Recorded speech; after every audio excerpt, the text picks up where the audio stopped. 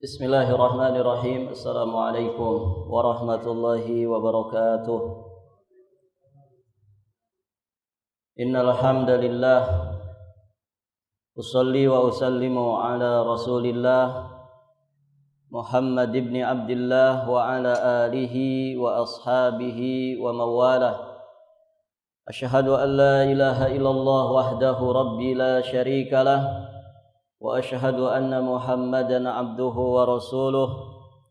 Qala Allah ta'ala fil Qur'anil Karim, ya ayyuhalladzina amanu taqullaha haqqa tuqatih wa la tamutunna illa wa antum muslimun, amma ba'd. Fa ya ayyuhal hadirun, i'lamu arsyadakumullah fa inna asdaqal hadithi kitabullah wa khairal hadyi hadyu Muhammadin sallallahu alaihi wa alihi wasallam. Allahumma 'allimna ma yanfa'una wanfa'na bima 'allamtana wa zidna ilman. Para hadirin ikhwati fiddin wa akhawat fillah rahimani wa rahimakumullah. Alhamdulillah, pada kesempatan ini sebagaimana yang kita rencanakan, insyaallah taala kita akan sedikit mengingat beberapa poin pembahasan terkait permasalahan seputar Ramadan. Tentu para jamaah yang dirahmati Allah, Ramadan bagi seorang mukmin adalah anugerah yang sangat besar. Dan dengan imannya seorang mukmin pasti tidak akan menyia-nyiakan anugerah Allah Subhanahu wa taala tersebut. Oleh karenanya datang teladannya dari salafun salih, bagaimana mereka begitu serius mempersiapkan jiwa dan raga mereka untuk menyambut datangnya bulan Ramadan. Dikisahkan bahwa salafun salih mereka sudah punya persiapan menyambut datangnya Ramadan 6 bulan sebelum datangnya Ramadan. Ini tentu persiapan yang luar biasa. Dari semenjak bulan Rabiul Awal mereka sudah punya persiapan. Atau setidak-tidaknya sebagaimana yang dijelaskan oleh sebagian para ulama, ya, dengan mengumpamakan Rajab itu seperti bulan menanam, kemudian bulan Sya'bannya adalah bulan ya untuk menumbuh suburkan benih yang ditanam di bulan Rajab, maka Ramadan adalah bulan untuk memanen hasil tanaman yang sudah ditanam 2 bulan sebelumnya. Yang dimaksud tentu adalah Rajab ini bulan untuk kita persiapan menyambut datangnya Ramadan dengan menanam benih-benih iman dan juga amal saleh. Di bulan Sya'ban dimaksimalkan lagi, ditumbuh suburkan untuk kemudian hasilnya dipanen dan dinikmati pada bulan Ramadan.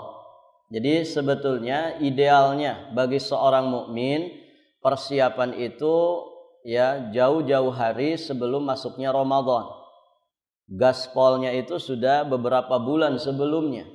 Kalau orang setarnya di awal Ramadan tanpa ada persiapan, latihan, pemanasan sebelumnya, maka biasanya akan berdampak kepada tumbang di tengah jalan atau kalah sebelum sampai ke garis finish. Dan ini yang sering kita saksikan, ya, fenomena ya masjid-masjid kaum muslimin setiap tahun ya bisa kita saksikan fenomena ini. Ya, di mana para jamaah yang dirahmati Allah di minggu kedua atau di 10 kedua bulan Ramadan kaum muslimin kembali dengan kelalaiannya. Ya, artinya apa? Belum sampai ke finish, ya, mereka sudah tumbang di tengah jalan.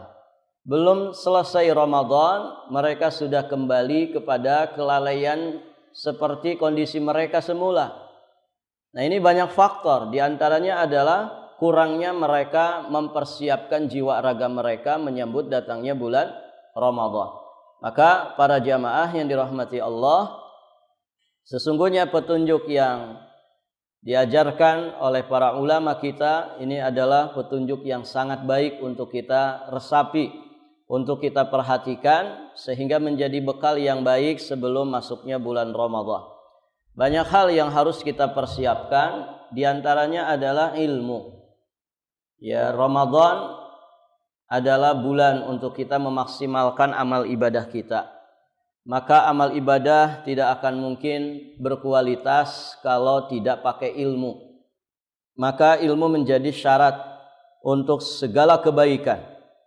Oleh karenanya para ulama yang membahas secara khusus ya pelajaran-pelajaran seputar Ramadan. Ya, para ulama menulis risalah-risalah khusus terkait dengan poin-poin nasihat berkaitan dengan bulan Ramadan. Fikih siam juga dibahas panjang lebar oleh para ulama di dalam kitab-kitab fikih mereka.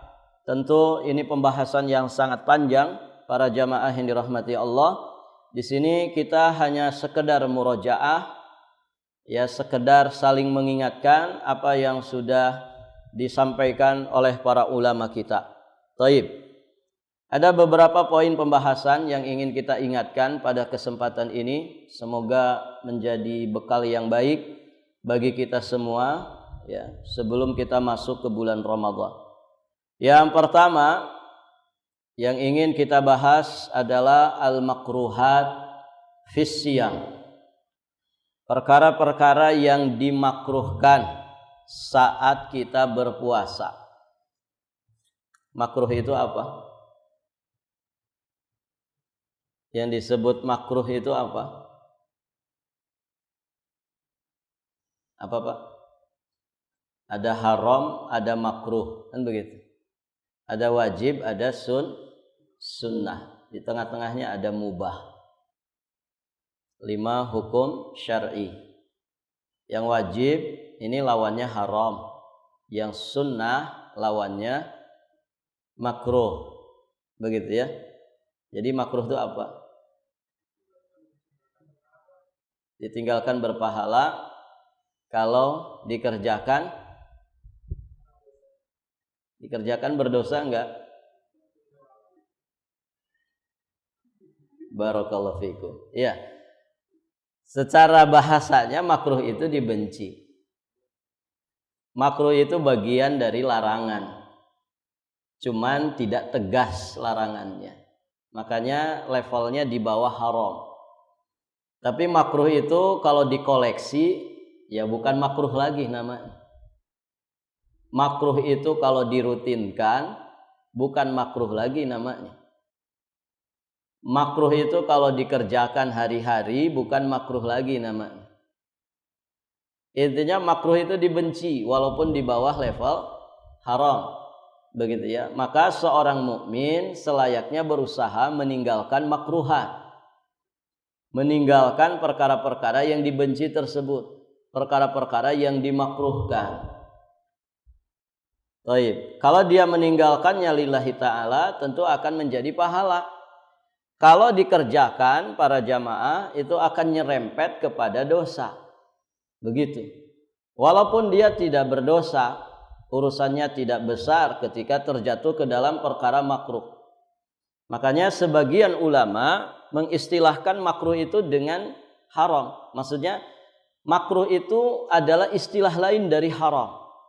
Ya, sebagian ulama ketika menyebutkan ini perkara makruh, maka yang dimaksud itu adalah perkara yang haram. Demikian. Karena memang haram dan makruh itu bagian daripada manhiyat. Kan ada awamir, ada nawahi. Ada perintah-perintah, ada larangan-larangan. Nah, perintah-perintah itu ada 2. Ada wajib, ada sunnah. Ada juga nawahi. Nawahi itu larangan-larangan. Juga ada 2. Ada yang haram, ada yang makruh. Berarti yang makruh itu dilarang tidak? Dilarang. Namun tidak setegas yang haram. Begitu ya. Dia dilarang karena dibenci. Jadi bukan untuk disepelekan, kan cuman makruh. Ada sebagian orang punya istilah ini, kan cuman makruh. Justru karena makruh dilarang untuk dikerjakan. Karena ini akan menyerempet kepada yang haram. Bisa dipahami ini? Barakallahu fikum. Thayyib. Nah, ada al-makruhat fis siyam, hal-hal yang dimakruhkan di dalam puasa.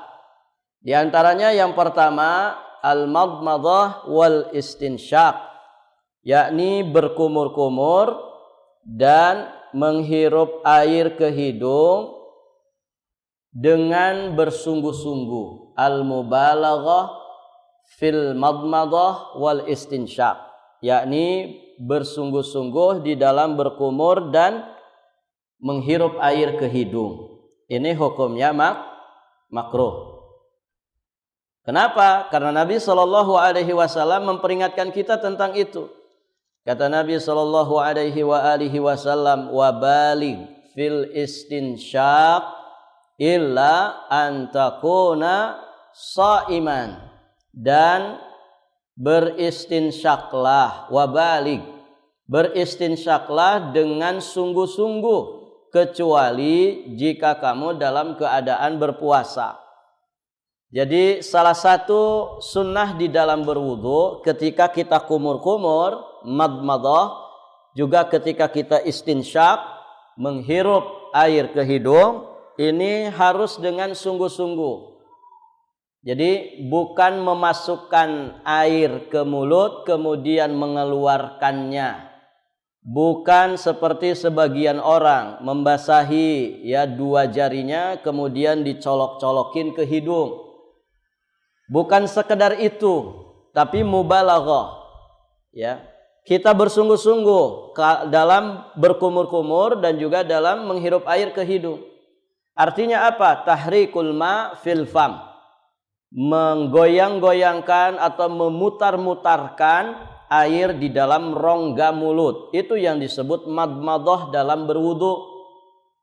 Jadi bukan masukin air ke mulut kemudian dikeluarkan lagi. Itu namanya bukan kumur-kumur. Kumur-kumur itu menggerak-gerakkan air di rongga mulut dengan maksud supaya bersih rongga mulut ini. Digerak-gerakkan ya di dalam rongga mulut kemudian dikeluarkan membawa kotoran yang ada di mulut kita. Istinsyak itu bukan nyolokin dua jari ke hidung. Hidung dicolok sama jari yang basah. Bukan itu. Istinsyak itu menghirup air. Menghirup air ya ke rongga hidung sampai ke pangkalnya, terasa di sini. Setelah itu kemudian dikeluarkan mengenakan tangan kiri ya. Pakai jari tangan kiri dikeluarkan. Istinsyak dan istinthar namanya. Nah, ini dalam kondisi saat berwudu dan kita tidak berpuasa, sunnahnya itu mubalaghah, bersungguh-sungguh. Tapi ketika kita sedang berpuasa, Nabi melarangnya. Illa antakuna shaiman, kecuali engkau dalam kondisi berpuasa. Nabi melarang kita sungguh-sungguh dalam madmadah dan istinsyak di saat berpuasa. Kenapa? Bukan karena membatalkan, tidak. Tapi mengarah kepada sesuatu yang bisa membatalkan puasa. Kalau kita terlalu sungguh-sungguh, ada kekhawatiran sebagian daripada air itu masuk ke dalam tenggorokan. Atau sebagian air yang kita hirup dengan sungguh-sungguh itu masuk ke tenggorokan. Sehingga di sini dihukumi makruh. Begitu ya, bisa dipahami? Nah itu.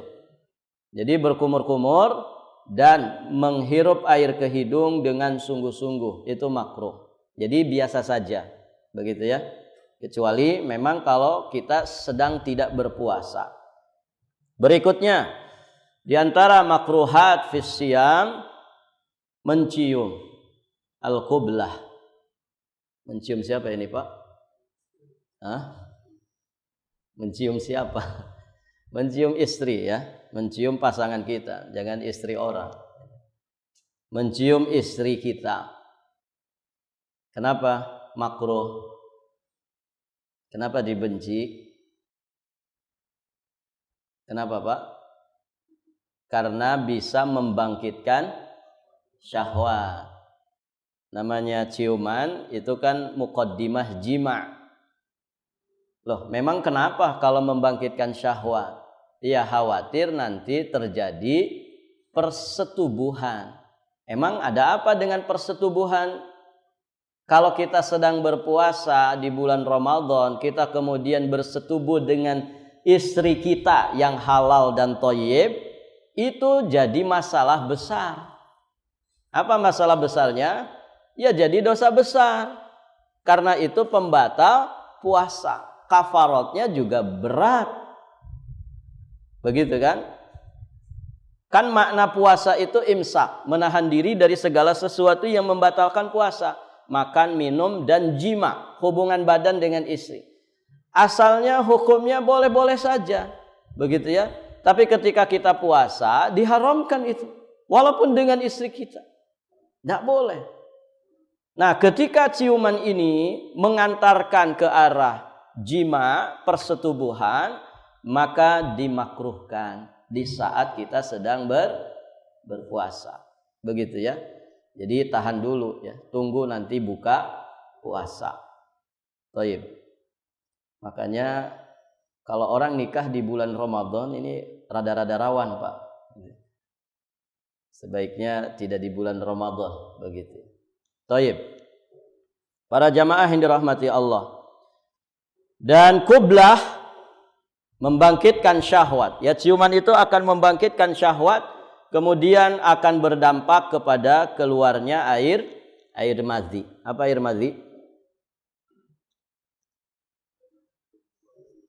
Air madhi itu apa? Ini laki-laki harus paham, perempuan juga harus paham. Ada berapa sih air yang keluar dari kita ini? 3. 1, air kencing. 2, air madhi. 3, air mani. Ada lagi nggak? Hah? Ya, ada 4 ya. Air kencing, madhi, wadi, sama mani. Kalau perempuan ada lagi nggak yang keluar? Ada nggak kalau perempuan? Ada, namanya head, keluarnya darah. Ya, head dan nifas. Baik, para jamaah. Madhi itu cairan bening yang keluar ketika orang bercumbu. Dia muqaddimah dari mani. Begitu ya. Atau di saat orang membayangkan senggama. Itu bisa keluar madhinya. Dan itu najis. Madhi itu najis. Ya, kalau mengenai pakaian kita itu harus dibersihkan, disucikan. Ya, harus disucikan. Air kencing juga najis. Baik, para jamaah yang dirahmati Allah. Nah, qublah, kita kembali ke pembahasan. Ciuman itu bisa membangkitkan syahwat, kemudian bisa juga merusak puasanya. Ya, kualitas puasa jadi rusak dengan keluarnya madhi, atau mengantarkan kepada apa? Kepada jima, hubungan antara suami dan istri, yang tentu ini menjadi dosa besar ketika disengaja dan berdampak kepada kewajiban qadha sekaligus juga kewajiban bayar kafarah. Thayyib. Di antara perkara yang dimakruhkan adalah terus-menerus memandangi istri dengan syahwat. Ini juga sama dengan qublah. Mandang istri itu nikmat enggak? Ikhwan, memandang istri itu nikmat tidak? Nikmat. Ya, kalau orang syahwatnya normal ya nikmat. Perempuan itu kan perhiasan dunia. Nah, mukmin terbatas oleh batasan-batasan. Dia hanya boleh memandang istrinya saja. Jadi memandang istri itu nikmat, sebagaimana istri memandang suaminya kenikmatan. Nah, ketika kita sedang berpuasa, para jamaah, terus-menerus memandangi istri dengan syahwat, ini hukumnya makruh. Beda ya, pandangan biasa dengan pandangan pakai syahwat, gitu ya. Baik, para jamaah yang dirahmati Allah. Maka terus-menerus memandangi istri dengan syahwat ini makruh. Kenapa makruh? Tadi menyebabkan kita keluar madhi, begitu ya. Kemudian mengantarkan kita kepada persetubuhan, ya, mengantarkan kita kepada jima, dan ini tentu akan merusak ya ibadah puasa kita. Berikutnya termasuk yang makruh adalah membayangkan hubungan badan. Apa bisa terjadi ini? Ya bisa. Ya, suami di lokasi nggak pulang-pulang sebulan sampai masuk Ramadan, gitu. Kangen dan rindunya luar biasa, begitu ya. Tidak ketemu-ketemu sama istri. Akhirnya ketika puasa dibayang-bayangin istrinya. Boleh tidak begitu? Boleh tidak? Kalau sedang tidak puasa tidak ada masalah. Tapi kalau sedang puasa jadi masalah ngebayangin istri, gitu. Membayangkan hubungan badan dengan istri kita. Ketika puasa ini menjadi masalah. Kenapa? Tadi mengarahkan kepada keluarnya madhi.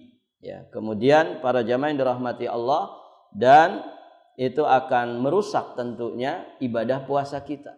Artinya puasa ini amalan yang istimewa dan mulia sekali. Kalau kemudian orang ketika puasa itu yang dibayangkan, tentu ini menjadi masalah buat puasa kita. Maka dimakruhkan. Termasuk yang dimakruhkan apa? Bermesraan dengan istri. Bermesra-mesraan dengan istri di siang hari bulan Ramadan atau di saat sedang berpuasa. Ini makruh. Sama ya, kenapa dimakruhkan? Karena mengantarkan kepada keluarnya air madhi, mengantarkan kepada jima. Berikutnya, di antara perkara yang dimakruhkan adalah mencicipi makanan bagi yang tidak berhajat. Mencicipi makanan bagi yang tidak berhajat. Kalau kita tidak berhajat mencicipi, maka jangan mencicipi makanan. Kalau yang berhajat ya silahkan. Itu pun dengan batasan, begitu ya. Cukup di ujung lidahnya saja, dan para jamaah tidak sampai ditelan di tenggorokannya sehingga masuk ke dalam perut. Ya, namanya mencicipi itu kayak apa sih, Pak? Dicolek sedikit, mungkin kuahnya sedikit aja dicolek, ya pakai ujung apa ini? Ujung jari, atau bumbunya itu dicolek pakai ujung jari, sedikit saja ditempelkan ujung jari, kemudian disimpan di ujung lidah. Setelah itu dia bisa membersihkannya kembali setelah tahu rasa. Begitu ya. Jadi tidak sampai ke tenggorokan. Ini bagi yang berhajat tidak masalah, ya ibu-ibu yang masak, gitu. Tapi bagi yang tidak berhajat, ya maka ini dimakruhkan. Taib. Kemudian para jamaah yang dirahmati Allah, termasuk yang dimakruhkan adalah berkumur-kumur. Berkumur-kumur bukan dalam rangka berwudu, sekedar kumur-kumur, ya. Dikit-dikit kumur-kumur. Nah, ini jadi makruh. Kenapa makruh? Kenapa para jamaah? Karena dikhawatirkan akan ada yang masuk ke tenggorokan. Beda dengan saat kita berwudu. Memang di dalam wudu ada kumur-kumur. Walaupun tadi batasannya tidak boleh bersungguh-sungguh di dalam berkumur-kumur di saat kita sedang puasa. Kemudian berikutnya mengenakan celak di awal siang. Mengenakan celak di awal siang. Makruh. Celak itu apa? Celak itu apa, Pak? Suka pada pakai celak? Celak itu dari batu ismit, ya. Yang biasa dioleskan di mata ini, di bawah mata. Itu dari batu ismit yang dilembutkan, dan itu punya manfaat yang luar biasa, menajamkan pandangan, termasuk bagian daripada memperindah mata, kemudian bisa mengeluarkan kotoran-kotoran mata. Tapi yang dari ismit, ya, bukan celak kimia, dari batu ismit. Nah, itu dibolehkan. Biasanya lebih lazim di kalangan perempuan, dan itu bagian daripada berhias atau bersolek. Nah, kalau di awal siang dimakruhkan. Kenapa? Kenapa makruh? Karena bisa jadi ya menimbulkan ketertarikan dari si suami. Akhirnya hasratnya, syahwatnya muncul dan itu mengarahkan kepada bercumbu, bermesra-mesraan, juga akhirnya bisa mengarahkan kepada apa? Kepada jima. Ya, maka sebagian ulama menyatakan makruh hukumnya ya kalau dikerjakannya di awal siang. Namun kalau menjelang berbuka dibolehkan. Jadi ibu-ibu dandan ya, diantaranya pakai celak menjelang berbuka itu dibolehkan. Kenapa? Kenapa dibolehkan? Karena sebentar lagi berbuka. Kalau berbuka, istri kita jadi halal tidak? Istri kita jadi halal tidak? Halal. Kata Nabi, ada 2 kegembiraan bagi orang puasa. Yang pertama di saat dia berbuka, yang kedua di saat dia berjumpa dengan Rabb-nya. Nah, salah satu di antara makna gembiranya orang yang puasa di saat berbuka adalah secara maknawiyah. Ya, orang itu kalau berbuka, para jamaah yang dirahmati Allah, dia pasti gembira dengan makanan dan minuman yang akan disantapnya. Begitu kan? Ada rasa tersendiri di hati ini dari kegembiraan dan kebahagiaan di saat berbuka puasa. Nah, makna yang lain, kenapa dia bergembira? Ya, kenapa dia bergembira? Karena istrinya yang siang hari dari semenjak dia puasa sekitar 13-14 jam, yang tadinya haram menjadi halal, sebagaimana makanan dan minum jadi halal. Nah, begitu. Jadi sebetulnya buka puasa bersama istri itu boleh, ya. Artinya ketika buka puasa langsung berjima dengan istri, boleh Pak? Boleh, begitu ya. Yang penting maghribnya jangan kelewat, gitu ya. Jadi ngebatalin dulu pakai kurma 1, langsung ya berjima dengan istri boleh, karena halal dan itu kegembiraan. Yang kedua, kegembiraan secara maknawiyah. Kalau ini hissiyah. Apa kegembiraan secara maknawiyah? Hati yang lapang, hati yang bahagia karena telah dianugerahi oleh Allah kemampuan untuk menyelesaikan ibadah puasa di hari itu. Di saat mungkin sebagian orang ada yang dengan kelalaiannya tidak berpuasa. Di saat sebagian orang puasanya sekedar nahan lapar dan dahaga saja, tapi maksiatnya tetap jalan. Dia dianugerahi oleh Allah kemampuan yang baik untuk menyelesaikan ibadah puasa tersebut tanpa dosa, tanpa maksiat. Nah, begitu. Baik para jamaah. Jadi memakai celak di penghujung siang menjelang berbuka itu dibolehkan. Yang dimakruhkan itu ketika di awal siang. Kemudian makruh juga berbekam. Kenapa? Karena khawatir melemahkan badannya. Sehingga gara-gara bekam akhirnya lemes, tidak ada kebaikan-kebaikan yang dia kerjakan di siang hari tersebut. Ya, karena kecapean atau badannya menjadi lemah gara-gara bekam. Maka ketika seperti itu, ini hukumnya makruh. Taib. Para jamaah yang dirahmati Allah, berikutnya yang akan kita bahas itu tadi ya makruhat fis siyam. Berikutnya al-mubahat fis siyam. Perkara-perkara yang dibolehkan dalam berpuasa. Pertama, bersiwak. Kapan dibolehkan? Sepanjang hari boleh. Taib. Walaupun sebagian membicarakan kalau bersiwaknya itu pakai ma'jun atau pasta gigi. Kalau siwak dengan kayu arok, ini tidak ada masalah. Mau di waktu duha, mau sebelum zuhur, setelah zuhur, menjelang asar atau menjelang maghrib. Di saat berpuasa kapanpun ya bersiwak ya dengan kayu arok tentu tidak ada masalah. Bersiwak pakai sikat gigi juga tidak ada masalah. Yang sebagian membicarakan adalah ketika pakai ma'jun, pakai pasta gigi. Pada dasarnya kalau tidak ada yang masuk ke dalam tenggorokan, maka tidak masalah. Ya, gosok gigi pakai pasta gigi. Ya. Namun para jamaah sebagian mengingatkan kalau di siang hari saat berpuasa sebaiknya tidak pakai pasta gigi, karena pasta gigi tentu ada rasanya, ya. Ada rasanya, kemudian banyak buihnya, sehingga dikhawatirkan ada yang masuk ke dalam tenggorokan dan tertelan. Begitu. Allahu a'lam bishawab.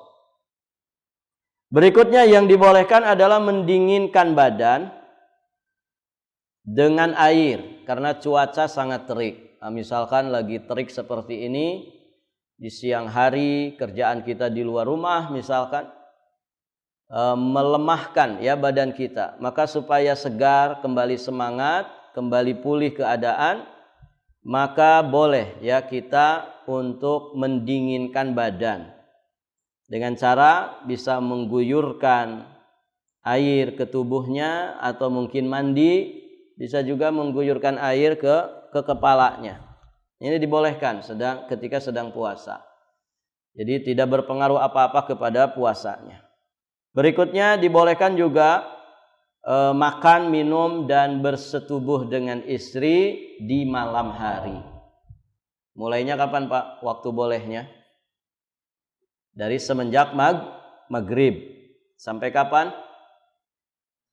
Sampai masuknya waktu subuh. Itu boleh. Waktu yang boleh untuk makan dan minum. Taib. Kemudian boleh orang yang berpuasa di bulan Ramadan melakukan safar. Boleh. Sekalipun nanti pada safarnya itu dia akhirnya membatalkan puasanya alias berbuka. Jadi pada hukum asalnya boleh safar. Dan saat ini alhamdulillah pemerintah kita memberikan kelonggaran, boleh mudik. Mau pada mudik Pak? Ya boleh. Jadi bersafar bagi orang yang berpuasa boleh.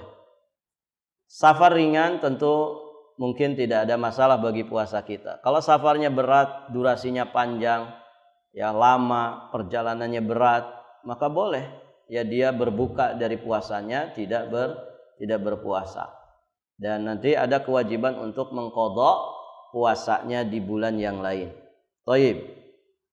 Berikutnya para jamaah yang dirahmati Allah, boleh juga berobat ketika kita puasa. Berobat, sekedar berobat, diperiksa tensi misalkan, diperiksa detak jantung, dilihat mulut kita misalkan, atau bahkan diinjeksi, disuntik, ya. Baik di daerah belakang ataupun di lengan, ini semua dibolehkan, tidak membatalkan puasa. Ada satu suntikan yang membatalkan puasa, ya, suntikan yang menjadi pengganti makanan, ya, itu suntikan impus yang fungsinya pengganti makanan. Nah, itu yang dikatakan oleh para ulama termasuk pembatal puasa. Adapun sekedar berobat, disuntik, ya, ini tidak ada masalah. Berikutnya para jamaah yang dirahmati Allah, kalau menggunakan inhaler, ada sesuatu rasa yang dihirup hangat begitu ya, ini membatalkan enggak?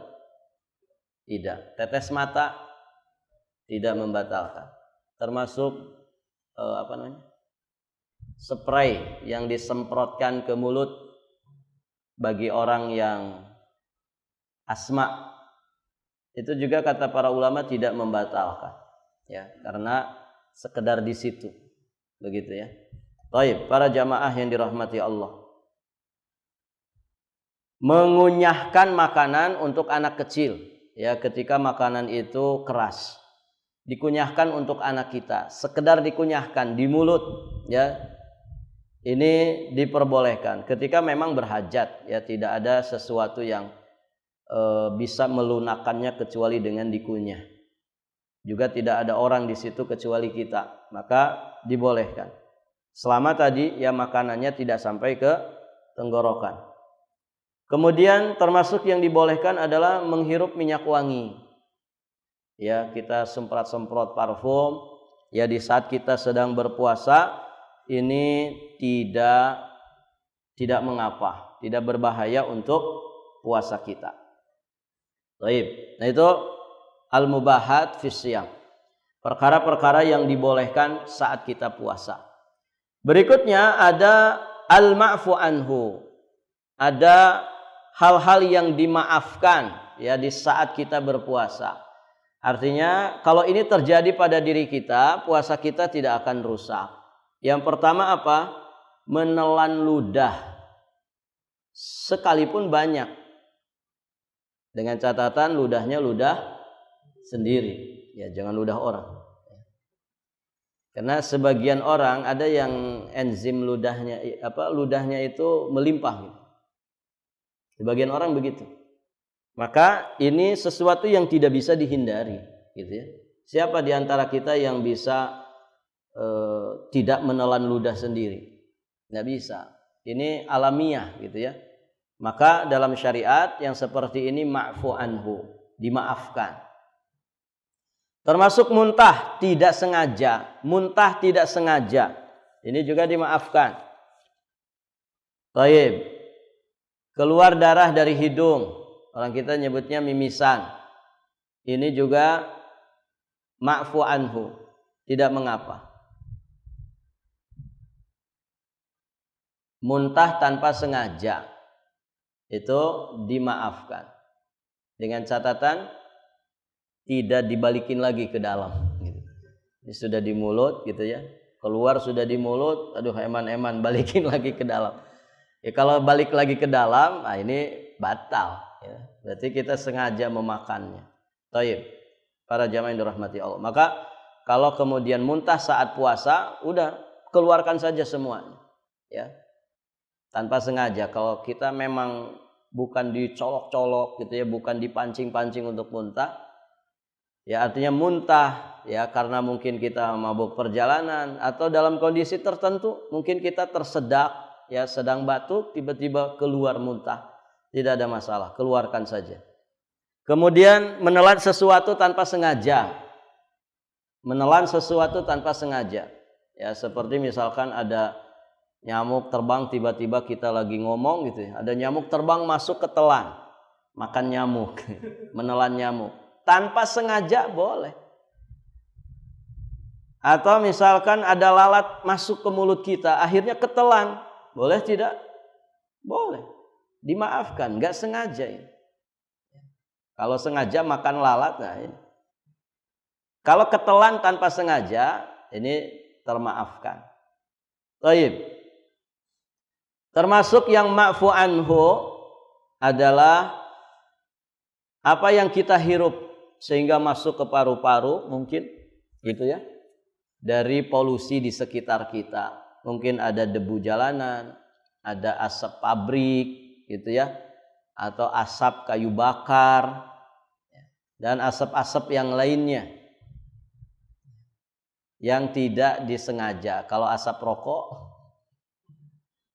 orang ngerokok ya itu lain lagi, dia minum asap memang.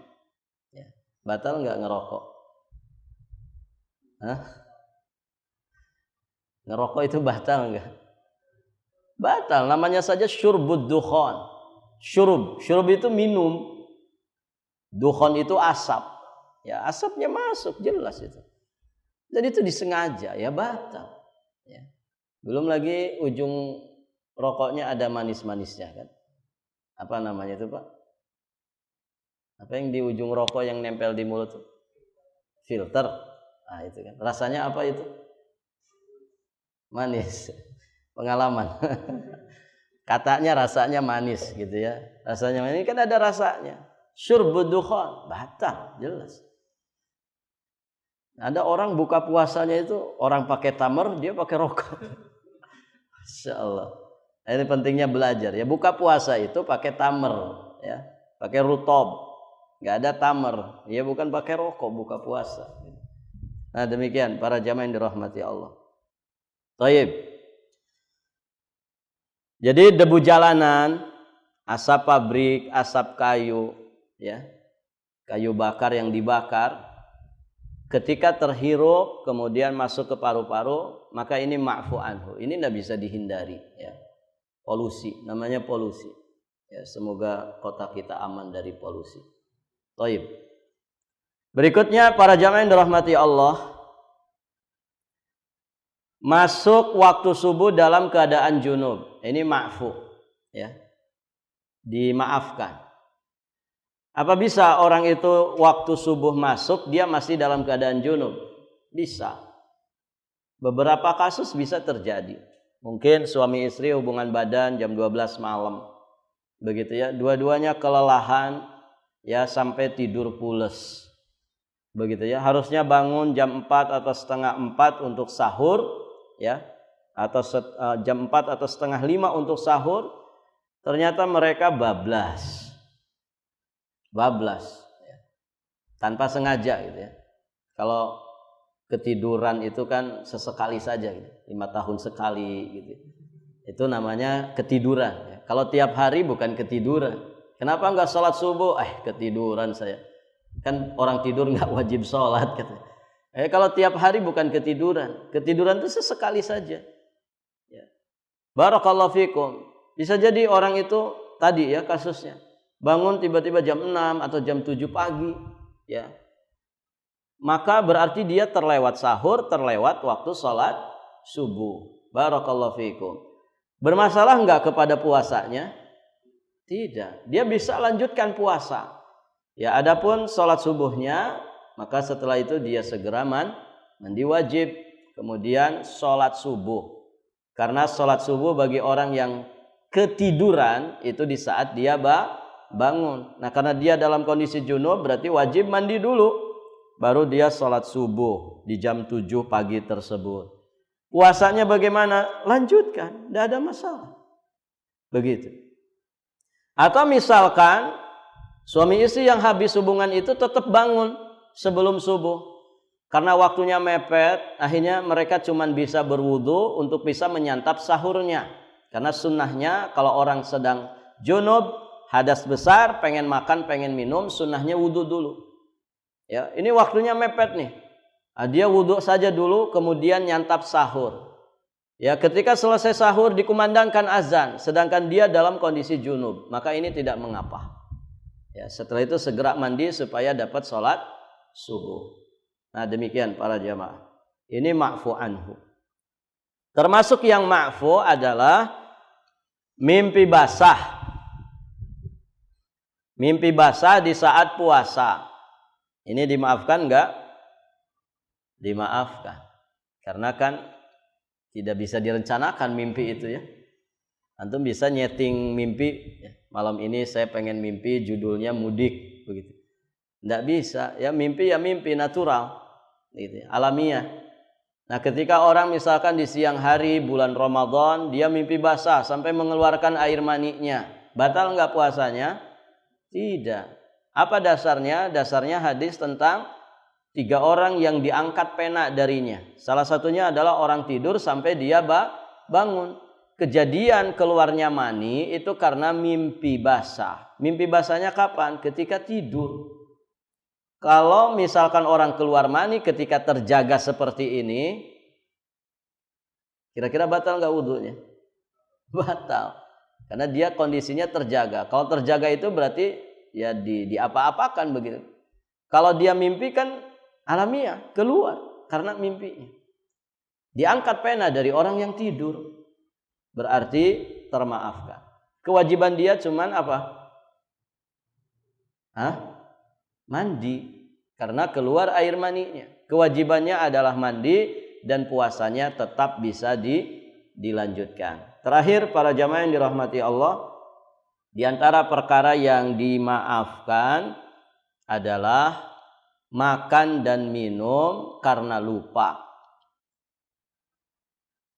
Hadisnya juga ya ma'ruf, masyhur di riwayat muttafaq alaih. Kata Nabi SAW, man nasiya wa huwa shaim fa akala aw syariba falyutimma shaumahu fa inna ma at'amahu Allahu wa saqahu. siapa yang lupa sementara dia sedang berpuasa, lalu dia makan atau dia minum, maka kata Nabi hendaknya dia menyempurnakan puasanya karena Allah yang telah memberinya makan dan minum. Jadi betulan lupa ya. Betulan lupa, bukan pura-pura lupa. Pura-pura lupa gitu makan. Ya. Enggak boleh. Ketika ditegur istrinya, "Oh, iya saya lupa," padahal disengaja gitu. Enggak boleh gitu. Allah Maha tahu dengan isi hati manusia. Artinya apa? Beneran lupa. Ya. Beneran lupa. Baik, para jamaah yang dirahmati Allah. Namun ketika dia teringat, ketika dia tersadar, saat itu juga dia harus berhenti dari makan dan minumnya. Misalkan nih, lagi minum di siang hari sedang puasa Ramadan begini. Gelekek. Ini belum habis, dia tiba-tiba ingat, iya saya sedang berpuasa. Lanjutkan atau sudah? Sudah berhenti. Ketika dia tersadar, ketika dia teringat, saat itu juga dia berhenti. Begitu ya. Lagi makan satu piring nih, baru habis setengah, separoh. Dia betulan lupa, separoh tadi yang sudah masuk perut lupa, gitu ya. Dia teringat di tengah-tengah makan. Iya, sekarang saya sedang puasa. Apa yang dilakukan? Berhenti saat itu juga. Jangan mumpung lupa setengah lagi. Kalau dia sudah ingat kemudian dilanjutkan, nah ini jadi batal. Ya. Saat dia ingat, saat itu juga dia berhenti. Ya. Dan silahkan lanjutkan puasanya. Demikian. Karena itu rezeki dari Allah Subhanahu wa ta'ala. Jadi lupanya itu setelah nambah satu kali gitu kan. Masya Allah, sudah dapat 2 piring gitu, baru ingat, oh iya, sekarang puasa. Alhamdulillah rezeki 2 piring, begitu kan. Baik, para jamaah yang dirahmati Allah. Ya itu ma'fu ya. Tidak mengapa, termaafkan karena lupa dan manusia tempat salah dan lupa. Baik, para jamaah yang dirahmati Allah. Kalau yang siang-siang hari itu ya, di pinggir-pinggir jalan pakai tirai-tirai, kakinya bergelantungan, itu orang-orang lupa, bukan? Ya tanya saja, Pak, kenapa makan? Lupakah? Ya, kayaknya enggak lupa itu ya. Cuman melupa-lupakan diri sendiri. Yang begitu berdosa. Ya, demikian. Barakallahu fikum. Sampai di sini para jamaah yang dirahmati Allah.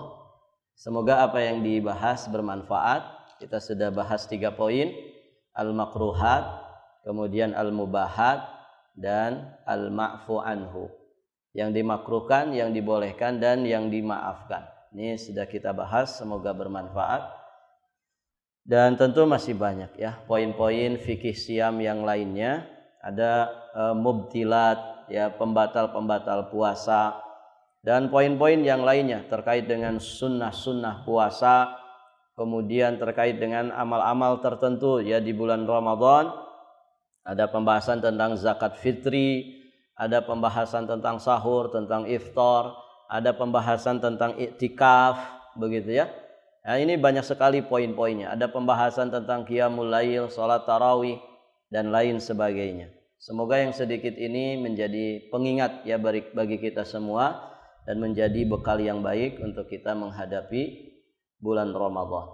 Barakallahu fikum. Akhiru da'wana anil hamdulillahi rabbil alamin.